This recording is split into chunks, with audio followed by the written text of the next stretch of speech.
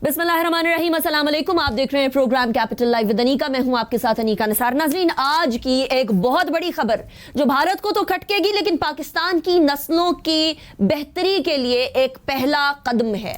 वो है दयामीर भाषा डैम, जो कि हमारे पानी के ज़खायर को तो बढ़ाएगी, साथ साथ बिजली जो हमने प्रोड्यूस करनी है वो भी होगी, और ये बिजली साफ होगी। वो बिजली नहीं होगी जो कि फर्नेस ऑयल से बनाई जाती है, कोयले से बनाई जाती है, जो कि माहौल को भी खराब करे, बल्कि बिजली माहौल दोस्त होगी। तरबेला डैम की जिंदगी को बढ़ाएगा दयामीर भाषा डैम, और ये वही डैम है जो भारत को इस कदर खटकता है कि वो इस डैम के बनने की तरफ पाकिस्तान को आने ही नहीं देना चाहता था। लेकिन अल्लाह ताला का प्लान कुछ और होता है, इंसान का प्लान कुछ और होता है, और जो अल्लाह ताला का प्लान होता है वो हमेशा आगे बढ़ता है। और इसीलिए अल्लाह ताला की खास मदद से आज हम दयामीर भाषा डैम का जो कंस्ट्रक्शन का किक ऑफ है वो देख पाए। वजीर आजम इमरान खान वहां गए और उन्होंने खुद जाकर दयामीर भाषा की कंस्ट्रक्शन का पहली बुनियाद रखी। तो ये जो दयामीर भाषा डैम है ये आखिर करेगा क्या?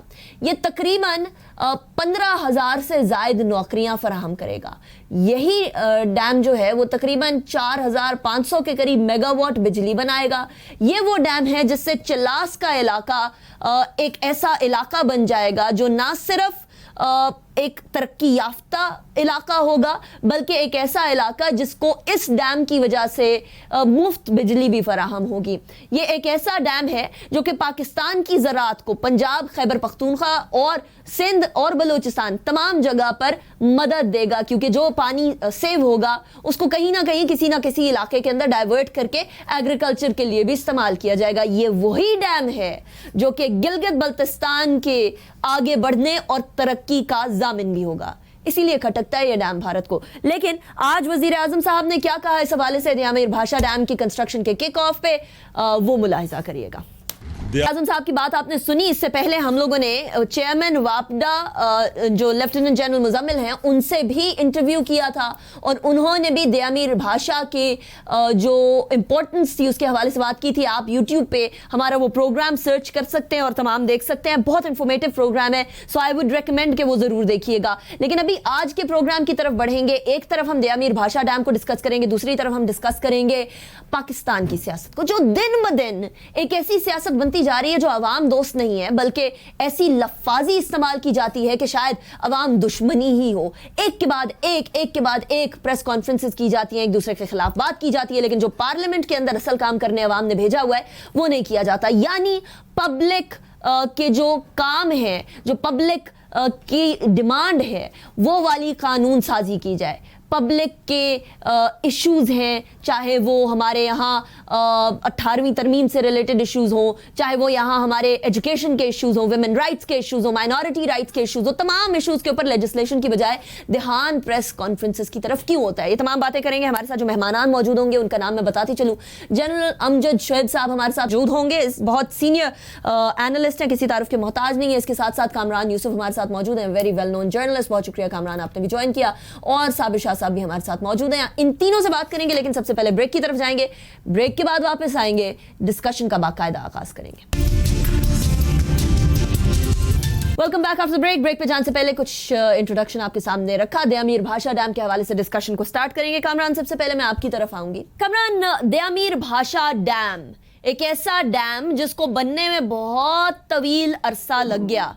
पाकिस्तान तहरीक इंसाफ की हुकूमत के सर ये सहरा जाता है कि इन्होंने डैम्स, चाहे वो मोहम्मद डैम हो जिसकी संगे मील वगैरह रखने के लिए खुद वजीर आजम, आर्मी चीफ और चेयरमैन वापडा और फैसल वापडा साहब गए थे, या आज की कंस्ट्रक्शन की जो किक ऑफ की गई है वो, क्या ये क्रेडिट पाकिस्तान तहरीक इंसाफ की हुकूमत को जाता है? मेरे ख्याल में ये बड़ा डिबेटेबल पॉइंट है कि इनको क्रेडिट जाता है या किसको क्रेडिट जाता है, क्योंकि अगर आप पीपल्स पार्टी को देखें और पीएमएलएन को भी देखें, वो ये भी दावा करते हैं कि ये आगाज उनके जमाने में हुआ। मसलन पीएमएलएन कहती है कि उन्होंने कई अरबों रुपए, जो मेन बुनियादी काम था कि वहां पर जो जमीन खरीदनी थी, उसकी सेटलमेंट थी, वो उनके जमाने में हुआ। तो अब अगर तहरीक इंसाफ, यकीनन उनको इस हद तक तो क्रेडिट जाता है कि आज वज़ीर आज़म ने बाकायदा तौर पर उसमें काम का आगाज किया है। लेकिन बुनियादी सवाल ये है कि क्या जेन्युइनली इसमें काम का आगाज हुआ है, क्योंकि अगर बजट के अंदर देखें तो पीएमएलएन भी कहती रही है कि सिर्फ शायद उन्होंने 6 अरब रुपए रखे हैं, और अगर इस मंसूबे को देखें तो मेरे ख्याल में 1500 से 1600 अरब रुपए जो मौजूदा अगर आप उसका एस्टिमेट लगाएं तो इस पे खर्चा आता है। तो क्या ये 6 अरब रुपए यकीनन काफी होंगे? तो इस हद तक, ऑप्टिक्स की हद तक गवर्नमेंट जरूर ये क्रेडिट लेगी। इशू इज दिस कि क्या वो इसको पाया तकमील तक पहुंचाएंगे और सब्सटेंटिव काम करेंगे, और हमारे पास क्या इतने फंड्स हैं? मेरे ख्याल में इस वक्त ज्यूरी आउट है, क्योंकि माजी में भी हमने देखा कि इस तरह के जो बड़े मंसूबे हैं वो तातुल का शिकार रहे हैं, कभी सियासत की नजर हुए। कामरान, आप क्या एक्सपेक्ट कर रहे हैं कि इसके अंदर कोई रखना पड़ सकता है, इसके अंदर कोई डिले हो सकता है माशी मामलात के हवाले से? क्योंकि हमारी खुद चेयरमैन वाबदा से बात हुई थी, वो कह रहे थे कि वो सारा का सारा मॉडल जो है वो हमने डिसाइड कर लिया है कि हमने किस तरीके से इसको फाइनेंशियली आगे लेकर चलना है। लेकिन क्या आपको अभी भी कोई खदशा है कि ऐसा कोई डिले आ सकता है जो कि दयामीर भाषा डैम, जो पाकिस्तान के लिए इंतहाई अहमियत का हामिल है, उसमें कोई प्रॉब्लम क्रिएट कर सके? मेरे ख्याल में बिल्कुल आ सकता है, और उसकी इंटरनल वजूहात भी हैं और एक्सटर्नल वजूहात भी हैं। इंटरनल वजूहात तो ये हैं कि होना तो ये चाहिए था कि इस तरह के मंसूबे, ये दयामीर भाषा डैम आज का मंसूबा नहीं है, ये कई साल पहले कंसीव हुआ था। होना तो ये चाहिए था कि ये मंसूबा आज तक अपने पाया तकमील तक पहुंच जाता या पहुंचने के करीब होता, लेकिन अभी तक नहीं पहुंचा। तो इसका वजह यही है कि इसके अंदर बहुत से ऐसे मामलात हैं जो की फैक्टर, अगेन मुझे जो लगता है कि जो हमारी इस वक्त इकोनॉमिक कंडीशन है, जो रिसोर्सेज आपने लाने वो कहां से लाएंगे? जो साबिक चीफ जस्टिस थे साकिब निसार, उन्होंने बहुत बड़ी कैंपेन लॉन्च की डैम फंड बनाने के हवाले से, और कितने 12 से 13 अरब रुपए हमें इकट्ठे हुए। और दूसरा जो एक्सटर्नल इसका पहलू है वो मत भूलें कि जो भारत है वो इसका पब्लिकली इसको अपोज भी करता है। वो कहता है कि जी गिलगित बल्तिस्तान उनका इलाका है, वो बड़ा मजा का खेज उनका दावा है। और दूसरा, इसको सिक्योरिटी थ्रेट यकीनन हो सकती है। तो ये वो तमाम फैक्टर हैं जिसके लिए हमें चौकन्ना रहना होगा। और सबसे इंपॉर्टेंट बात ये है कि इस पर सियासत अपनी जगह पे, ये एक कौमी मंसूबा है। अच्छा है कि इस पर एक कौमी इत्तेफाक राय हो, बजाय इसके कि हम पॉइंट स्कोरिंग करें। मंसूबा किसी भी हुकूमत में शुरू हो, मेन चीज ये है कि ये पाकिस्तान के हक में है, पाकिस्तान के मफाद में है, और पाकिस्तान की मईशत के लिए बड़ा इंपॉर्टेंट है। और इसके ऊपर एक कौमी इत्तेफाक राय होना चाहिए कि जो भी गवर्नमेंट आए वो हर तरह से कोशिश करे कि इस मंसूबे में किसी तरह का भी डिले ना हो। राइट कामरान, हम साबिर शाह साहब की तरफ भी चलेंगे। साबिर साहब, आप क्या ये दयामीर भाषा का क्रेडिट जो है वो पाकिस्तान तहरीक इंसाफ को देते हैं, या आप कामरान की बात से अग्री करते हैं कि देखिए क्रेडिट लेने वाले तो बहुत सारे हैं, असल मकसद ये है कि काम मुकम्मल होना चाहिए, चाहे जो मर्जी करे, पाकिस्तानी अवाम को काम मुकम्मल चाहिए? अनिका बिल्कुल ठीक है। मैं ये इसका क्रेडिट का बहुत सारा हिस्सा पिछले चीफ जस्टिस जनाब साकिब निसार साहब को भी दूंगा, क्योंकि आपको याद होगा कि उन्होंने डैम्स के सिलसिले में बहुत ज़्यादा क्विक इनिशिएटिव लिया था, और पैसे भी काफ़ी कलेक्ट हुए थे। गालिबन 11 अरब रुपए से ज़्यादा 2 डैम्स के लिए कलेक्ट हुए थे। उस वक्त एक हमारी कौम का सेंटिमेंट भी ऐसा था, उन्होंने राइट टाइम पे कैश भी किया, पैसे भी आए। ये काम ज़रा स्लो हो गया फंडिंग का। I am sure Pakistan army, establishment, judiciary and the present government ये जो है इस काम को मुकम्मल पाया तकमील तक पहुँचाएंगे। और ये बहुत ही खुशशाइन बात है कि इतनी नफसा नफसी के दौर में इतनी करप्शन है पाकिस्तान में, इतनी लॉलेसनेस है, और पिछली हुकूमतों ने इस मामले पर तवज्जो नहीं दी, ये जानते हुए भी कि आइंदा जंगें पानी पे होंगी। उनको समझ ही नहीं आ रही कि ग्वादर पोर्ट सिर्फ चाइना ट्रेड के लिए हासिल करने की कोशिश में नहीं है, वो चाबहार पोर्ट पे इतनी इन्वेस्टमेंट कर रहे हैं, वो सिर्फ ट्रेड के लिए। अच्छा शाह साहब, ये बताइए कि दयामीर भाषा डैम जो एक तो of course job opportunities create कर रहा है, वो एक तरफ, जो एग्रीकल्चरल उसके फवायद हैं वो दूसरी तरफ, इलेक्ट्रिसिटी जनरेट करने के फवायद वो तीसरी तरफ, लेकिन खटक रहा है भारत को बहुत शदीद, और भारत बारहा इसके हवाले से थ्रेट भी करता रहा। हमने ये सुना है कि अभी भी दयामीर भाषा पे थ्रेट बहुत ज्यादा है। ऐसी सूरत हाल में साबिर शाह साहब, एक ऐसा दुश्मन जो कि हर वक्त कोई ना कोई मसाइल क्रिएट करने के लिए बैठा हो, उसको टैकल कैसे किया जाए, डील कैसे किया जाए, हैवी हैंडेडली या डिप्लोमेटिकली? सी अनिका, आप देखेंगे कि सी पैक की भी जो पेस है वो डिजायर्ड पेस नहीं है, वो रिलेटिवली स्लो पेस है। And it is not just India, we are haunted and hounded by many foreign agencies. I don't want to name them. There are many supra-sensitive foreign intelligence agencies which are operational in Balochistan. आप देख रही हैं दहशतगर्दी खत्म नहीं हो रही, कहीं ना कहीं वो पनप रही है despite all efforts by the Pakistan Army. आप द्यामिर भाषा को देख लें, आप कालाबाग डैम का सारा इशू देखें, जिसकी पहली फिजिबिलिटी 1955 में बनी थी। यूईटी लाहौर के कुछ स्टूडेंट थे, उन्होंने बनाई थी, वर्ल्ड बैंक ने भी बनाई थी उसी साल में। सो इंडिया डजंट वांट कि आप पानी के मसले में खुद कफील हो, आपके यहाँ पैसे आए, आपके यहाँ सुकून हो। सो कहने का मकसद ये है कि आपको you will have to pay back in the same coin somehow, to be very honest with you. I am not saying that we also encourage terrorism in India, but you see, this is an unconventional enemy.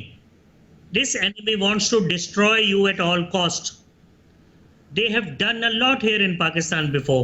Sectarian violence आपके सामने है, कुलभूषण यादव जैसे लोग भेज रहे हैं साबिर शाह साहब, उसके बाद फिर बचता क्या है? अल्टीमेटली आप किसी मुल्क से दुश्मनी कर रहे हो। जनरल अमजद शोएब साहब, मैं आपकी तरफ आऊंगी।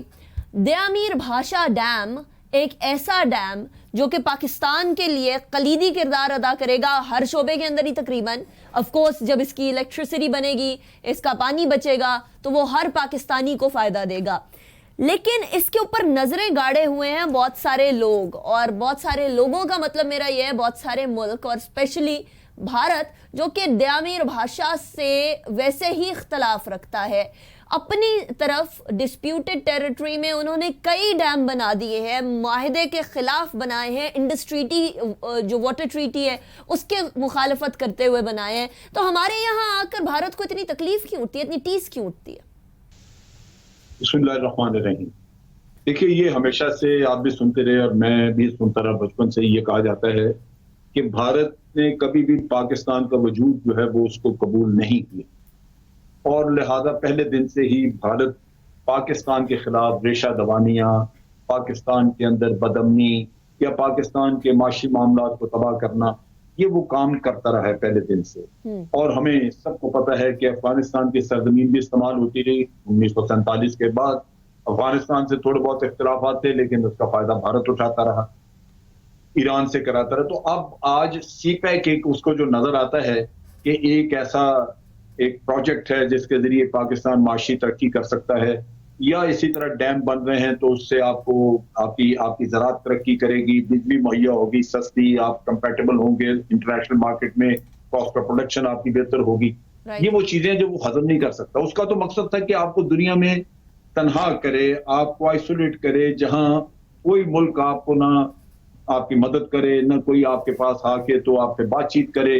पाकिस्तान एक तबाह हाल जगह नजर आए, दहशतगर्दी फैला के तो उसने बिल्कुल आपको अंदरूनी तौर पे मफलूज किए रखा। लेकिन आज अल्लाह का फजल है कि ना तो हम तनहा हैं, वो भारत तनहा होता नजर आ रहा है खित्ते में, और दूसरी तरफ ना ही तरक्की का रास्ता रुका है। माशी तौर पे हमारा नुकसान बहुत हुआ है, लेकिन आज अमन भी बहुत हद तक है और माशी तरक्की भी है।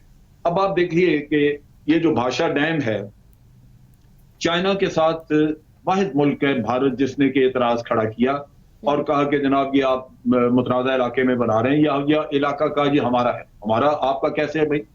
लेकिन चूंकि वो एक मुखासमत है, एक अंदर जहनियत ऐसी है कि वो पाकिस्तान को नुकसान पहुंचाना है, चुनाचे वो चाहते थे कि शायद उनकी इस धौंस से चाइना बाज आ जाए, लेकिन चाइना ने वो रिजेक्ट कर दिया। चाइना ने तो जनरल साहब, चाइना ने तो ईरान में इंडिया को आउट कर दिया। चाइना तो फुल थ्रॉटल के साथ सिक्सर पे सिक्सर मार रहा है। वही बात है ना कि चाइना का एक अपना क्लाउड है। चाइना की जो माशी तरक्की हुई उससे उनके माली मामला इतने बेहतर हैं कि भारत उनके करीब भी नहीं है कहीं। और उन्होंने वहां पे भी, ईरान में भी, जो $400 बिलियन, वो इतनी बड़ी रकम है, इतनी खतीब रकम है 25 साल के अंदर, जो भारत सोच भी नहीं सकता, उसके वहम गुमान में भी ये चीज नहीं आ सकती। राइट। तो अब यहाँ पे भी यही किस्सा है कि वो इस डैम की मुखालफत करेगा। अब मुखालफत ने, जबानी मुखालफत तो काम नहीं किया उसने, क्योंकि आपने देखा कि चाइना ने उनका एतराज रिजेक्ट कर दिया और पाकिस्तान तो उनका एतराज मानता ही नहीं। तो लिहाजा आप वो देखेंगे कि आप वो दूसरे रास्ते इख्तियार करेंगे जहां तकरीबी कार्रवाई कुछ करवाई जाती, जो वो करते आ रहे हैं जैसे। और उसमें ये भी ज़हन में रखिए कि उसको हमेशा इन कामों में अमेरिका की हमायत हासिल रहेगी, क्योंकि चाइना शामिल है इस काम में। अमेरिका की चाइना के साथ दुश्मनी है, लिहाजा अमेरिका भारत को सामने रखेगा, इस्तेमाल करेगा, लेकिन उसकी आनत, उसकी मदद, उसकी इंटेलिजेंस, सैटेलाइट इंफॉर्मेशन वगैरह ये सारी अमेरिका मुहैया करेगा ताकि भारत इस प्रोजेक्ट को नुकसान पहुंचा सके। और वो देखा आपने कि जो हमारे स्टॉक एक्सचेंज पे हमला हुआ, चाइनीज कौंसल खाने पे हमला हुआ, ये सारे वो उसी का एक तसलसल है जो हमें आगे उसको मद्देनजर रखना चाहिए। इंक्लूडिंग वो ग्वादर वाला जो होटल था उसके ऊपर हमला, उसके बाद फिर चाइनीज इंजीनियर पे हमला, सारे के सारे ताने बाने एक ही जगह पर जाकर मिल रहे हैं और ऑफ कोर्स भारत है। अच्छा जैन साहब, अगला सवाल, द्यामीर भाषा डैम कंप्लीट होता हुआ आपको वक्त पे नजर आ रहा है? क्योंकि अनफॉर्चुनेटली हम ये सवाल इसलिए उठाते हैं बिकॉज अनफॉर्चुनेटली पाकिस्तान में बहुत सारे ऐसे प्रोजेक्ट्स हैं जो अपने वक्त से, अपने टाइम ऑफ कंप्लीशन से बहुत ऊपर निकल जाते हैं। आपको ये प्रोजेक्ट कंप्लीट होता हुआ एंड टाइम नजर आ रहा है, कंसिडरिंग कि इसके अंदर चेयरमैन वापडा का भी एक बहुत अहम किरदार है, दूसरा हम प्राइम मिनिस्टर का भी इंटरेस्ट देख रहे हैं, आर्मी चीफ का भी बहुत इसमें इंटरेस्ट है। तो डू यू थिंक कि ये तमाम इंटरेस्ट जो हैं कन्वर्ज होकर पाकिस्तान के इंटरेस्ट के लिए इसको वक्त पर मुकम्मल कर लेंगे?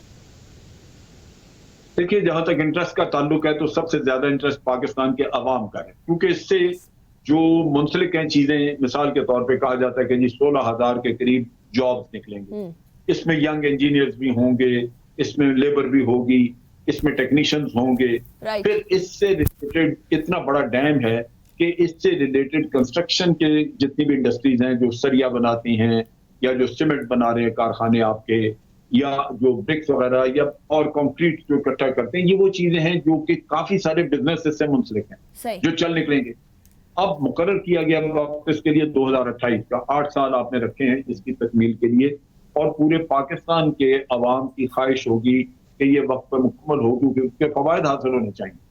तो इन चीजों के लिए वक्त पे आप ये पहले नहीं कह सकते। उसकी वजह ये है कि ये इलाका एक तो बड़ा दूर दराज, अगर ये कालाबाग डैम होती तो बहुत सारे मामला आसान होते। वहां पे इंफ्रास्ट्रक्चर अब डेवलप हो रहा है, यानी आप सड़कें चीजें बना रहे हैं ताकि वहां तक पहुंचा जा सके।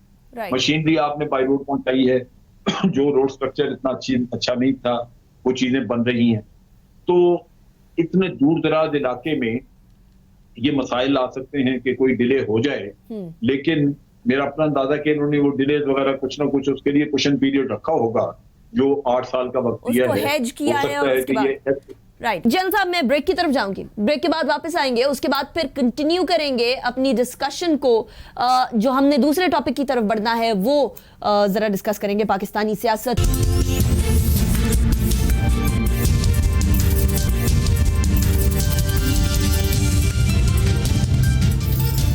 Welcome back after break. Break पे जाने से पहले हम बात कर रहे थे द्यामीर भाषा डैम के हवाले से। ये द्यामीर भाषा डैम पाकिस्तान की बका का जामिन तो जरूर है, लेकिन इसके साथ साथ एक बात जो इससे पहले भी डिस्कस हो रही थी वो ये कि सियासी तकरार की भेंट ना चढ़ जाए, ये भी बहुत अहमियत की हामिल बात है। अच्छा कामरान, आप भी ब्रेक पे जाने से पहले ये बात कर रहे थे और हम भी ये डिस्कस कर रहे थे कि पॉलिटिकल जो विक्टिमाइजेशन हो गई, साथ साथ एक दूसरे के ऊपर तानाजनी वाले मामलात हो गए, ये नहीं होने चाहिए।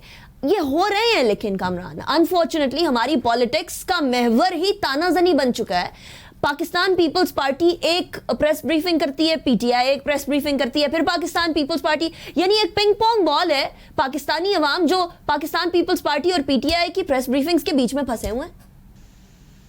बिल्कुल एग्जैक्टली। और सोशल मीडिया के ऊपर अगर आप देखें तो दोनों जमातों की तरफ से जिस तरीके के बयानात, जिस तरह के ताने दिए जाते हैं, तो मेरे ख्याल में सर शर्म से झुक जाता है। सियासत के अंदर जाहिर है कि नोक झोंक चलती रहती है, कोई नई बात नहीं है, लेकिन मेरे ख्याल में शायद अब जो अखलाकियात हैं या जो हमारी कदरें हैं उससे हम बहुत दूर चले गए हैं। अपने सियासी मुखालफीन को निशाना बनाने के लिए हम किसी हद तक जा सकते हैं, जो मेरे ख्याल में बहुत अफसोसनाक पहलू है। मतलब सियासत जरूर करें, बयानात जरूर दें, लेकिन I think at the end of the day आपको ये भी देखना है कि जो मिनिमम कंसेंसस है, जो एक नेशनल एजेंडा है, उसके ऊपर तो कम से कम हमें इत्तेफाक राय करना चाहिए। और इसके अंदर मेरे ख्याल में मैं पीपल्स पार्टी से ज्यादा मौजूदा गवर्नमेंट को जिम्मेदार ठहराऊंगा, क्योंकि जो भी गवर्नमेंट विफाक में होती है उसकी ज्यादा जिम्मेदारी बनती है। और अफसोस के साथ कहना पड़ता है कि जो तहरीके इंसाफ की गवर्नमेंट है उनकी तरफ से ऐसी कोई कोशिश नहीं हुई। माजी में हमने देखा कि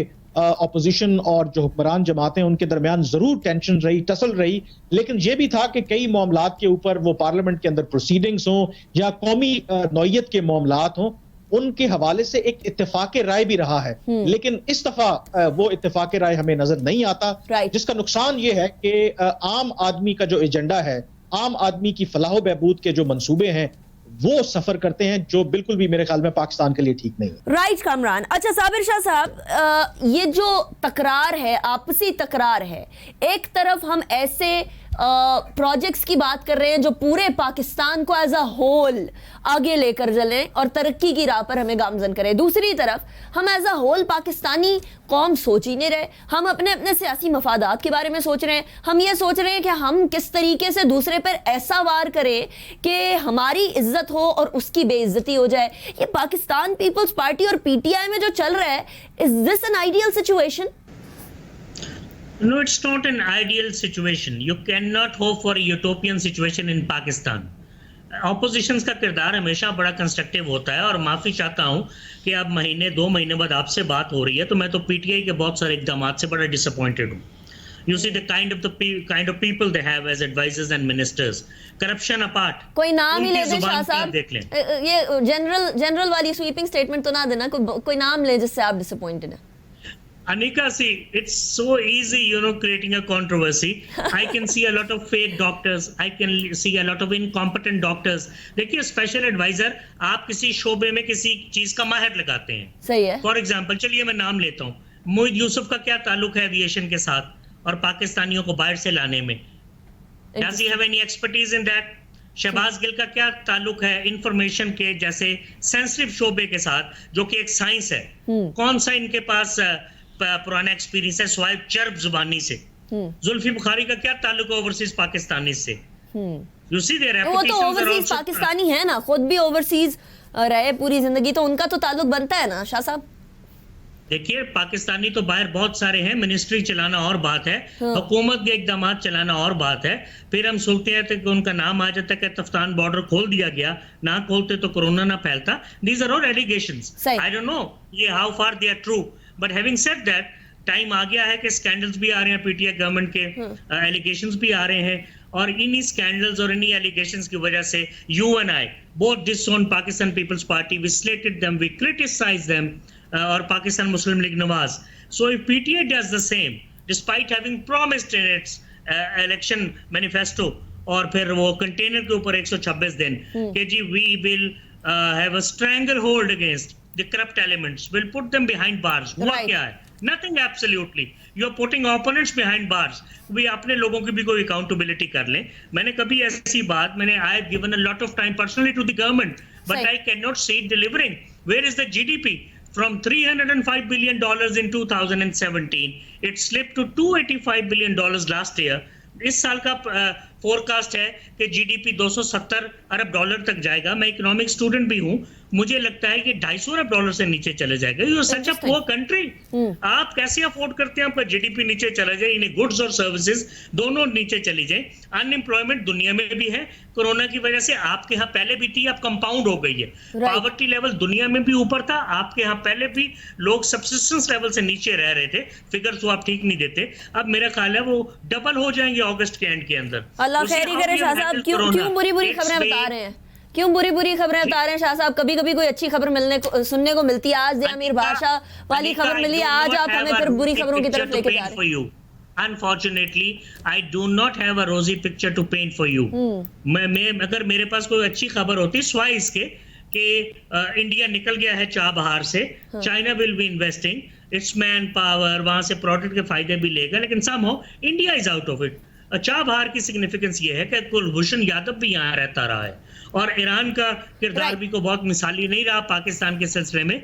सेक्टेरियन वायलेंस को बहुत फैन किया गया बलोचिस्तान में। उधर से सऊदी अरब को हम दोस्त कहते हैं, हमारे यहाँ बड़ा बेड़ा गर्क हुआ है, और सिर्फ इंडिया ने नहीं किया। मैं आपको चाह रहा हूँ कि हमें कैनवस को ब्रॉड करके देखना चाहिए। तो ऐसे में सियासी रिकंसिलिएशन इंपॉर्टेंट है शाह साहब या नहीं, या छोड़ दिया जाए सियासी रिकंसिलिएशन जाए भाड़ में, हम सिर्फ वो करेंगे जो हमने फोकस किया हुआ है, या ये तरीका ठीक है? साउथ अफ्रीका में रिकंसिलिएशन कमीशन भी बना था, लोगों ने अपने क्राइम कन्फेस भी किए थे और लोगों को माफिया भी मिली थी, उन्होंने माफिया भी मांगी थी, सब एक टेबल पे आ गए थे नेल्सन मंडेला के दौर में। आपके यहाँ सिलसिला मुख्तलिफ है, यहाँ लोग जातियात तक उतर चुके हैं और जो रही सही कसर है वो अनहार्नेस सोशल मीडिया ने पूरी कर दी है। जो जुबान वहां इस्तेमाल होती है वो आप देख रहे हैं हर साइड से। You see you can not solely hold any party responsible for it. Look at the language being used. And it is being used by highly literate people, highly exposed people, highly educated people, people with a lot of exposure. Indeed. तो ये आपके educated तबके का हाल है। Right Shah साहब, जैन साहब की तरफ मैं जाऊंगी। जैन साहब, पाकिस्तानी सियासत का सबसे ज्यादा गलत पहलू ये रहा कि एक दूसरे को जाती अटैक्स इतने करते रहे। आपको याद है बेनजीर भुट्टो के बारे में क्या जाती अटैक्स होते थे, फिर वहां पीपल्स पार्टी से पीएमएलएन की तरफ कैसे जाती अटैक्स होते थे। अनफॉर्चुनेटली एमक्यूएम की तरफ से पीपल्स पार्टी की तरफ से एमक्यूएम के ऊपर भी अटैक होते थे। फिर इमरान खान साहब की जातियात के ऊपर भी हमले हुए, इंतखाबात से पहले उनकी जाती जिंदगी को भी जो डिस्कशन का पॉइंट ऑफ डिस्कशन बनाया गया। ये हम किस मौके के ऊपर सियासत को जातियात से निकाल के मुल्की मफादात तक लेकर आएंगे? देखिए, बात यह है कि बदकिस्मती से ये सियासत बढ़ते बढ़ते एक ऐसी नहज पे पहुंच चुकी है जहां पे कि मुल्की मामलात या अवाम के मफादात जिनके लिए इलेक्ट करके लोगों को भेजा जाता है वो ना पार्लियामेंट में उस पर बात करते हैं ना उससे बाहर करते हैं, जिसका नतीजा ये हुआ कि इस हुकूमत के भी 2 साल गुजरने के बाद कोई काम की लेजिस्लेशन नहीं की जा सकती। राइट। दूसरी तरफ ये है कि आप अपने इलेक्टोरल सिस्टम को देखें कि लोग इलेक्ट होके आ जाते हैं अपनी बरादरी की वजह से, अपने पैसे की वजह से या ताल्लुकात की बुनियाद पे, वरना बहुत सारे लोग इसमें वो हैं जो इखलाकी एतबार से या अपनी जबान जो इस्तेमाल करते हैं उसके नुक्ता निगाह से या उनकी इल्मियत देखी जाए तो उसके नुक्ता निगाह से वो कतन हकदार नहीं है कि वो यहाँ बैठे। आप हैरान होंगी कि मैंने कल पंजाब असेंबली के एक आदमी, एक एमपीए को देखा कि वो सड़क पे उससे कोई ये किसी टेलीविजन की रिपोर्टर पूछ रही है चैनल की कि एमपीए, आप एमपीए हैं? उसने कहा जी हाँ। उसने कहा ये एमपीए किस चीज की एब्रीवेशन है? सिटिंग एमपीए ये नहीं बता सका। राइट, जनरल अमजद शरीफ साहब राइटली पॉइंटेड सो। और अनफॉर्चुनेटली क्योंकि हमारा काम जो लेजिस्लेशन वाला है वो पसे पुश चला जाता है और गली मोहल्लों की लड़ाइयों की तरह ही हमारी पार्लियामेंट में लड़ाई हो रही होती है, तो पता नहीं अल्लाह जाने कब हम लोग इस सियासत से बाहर निकल के मैच्योर सियासत की तरफ आएंगे। But thank you so much for joining us in the show. Sabir Shah साहब, आपका भी बहुत शुक्रिया। कामरान यूसुफ भी हमारे साथ मौजूद हैं, उनका भी बहुत शुक्रिया। आप तीनों ने हमें ज्वाइन किया। It was a pleasure having you. इख्तिताम की तरफ बढ़ते हैं और दरखास्त तमाम लोगों से ये है कि चाहे जाती जिंदगी हो या सियासत हो, पाकिस्तान के मफादात को अपने मफादात से बरतर रखें। अनीका निसार को इजाजत दीजिए, अपना बहुत ख्याल रखिएगा। अल्लाह हाफिज़ नासिर।